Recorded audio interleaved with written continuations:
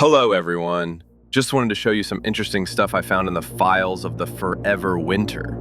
These include content that will probably be added in a few updates or so, and specific files that hint at more content to come. We'll start with the minor stuff and work our way up to what you probably saw in the thumbnail and clicked on this video for. I should say though, if you don't want spoilers for future content drops, this is your warning now. But with that being said, let's get stuck in. Starting off, we have sound effects for a flamethrower. Unfortunately, either the file type or how Unreal Engine packs files makes these sounds unreadable. But if I had to guess, these point towards a flamethrower weapon, most likely equipped by Pyro in the future.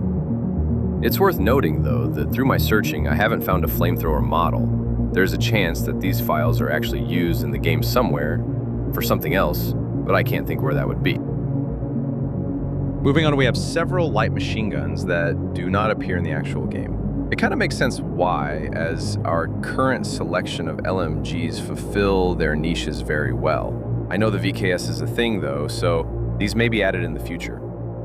Our first LMG is, I believe, the MG34, but not the one we see in the game with the bloody bayonet. I haven't bothered to load the texture on this one as it's fairly self-explanatory. According to the model files, this thing can't be upgraded very much, if at all, so very similar to the current MG34 in the game. Next, we have the iconic MG42, which, as you can see, is missing some parts, most notably a magazine. Either it would share that and other parts with the MG34, or you would just hold a chain out like Rambo, which, if true, would be awesome in my opinion. Up next, we have a bullpup shotgun. As far as I'm aware, this is not based off anything in the real world, and the model and texture detail feels a little lower than the other weapons, perhaps hinting that this weapon might eventually get cut fully. Its attachments include different fixed sights, a shorter barrel with attachment, and a basic and drum magazine, as shown here.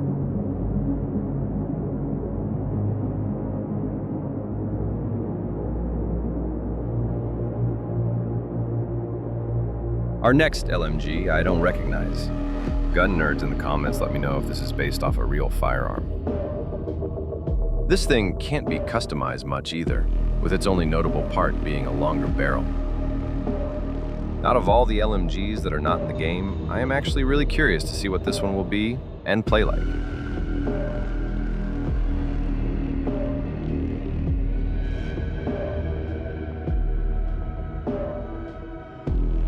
Now onto something much more interesting.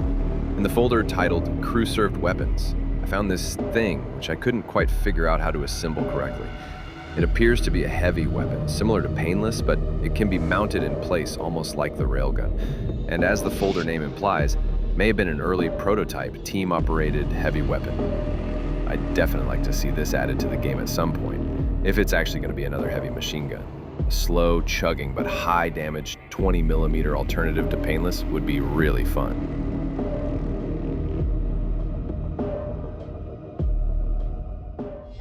And now onto the man himself, the Euruskan Meat Suit. I honestly don't know how the developers of Fundog come up with this stuff. If I saw this thing running around on the battlefield, I would instantly run the other way. Out of all the horrors the Forever Winter has to offer, Toothy is the only thing which is scarier than this, in my opinion.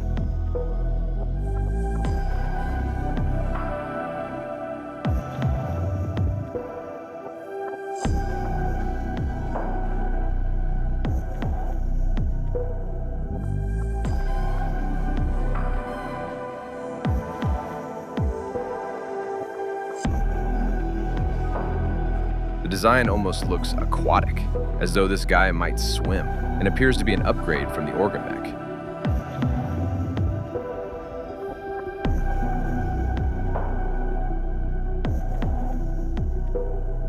Interestingly, it has medals, as though it's a highly decorated officer.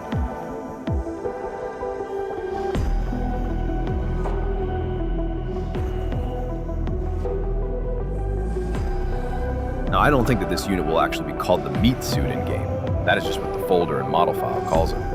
I can say this because, for some reason, the Euruskan shield officer is referred to as the Grenadier in the files, but still, it's a fitting nickname.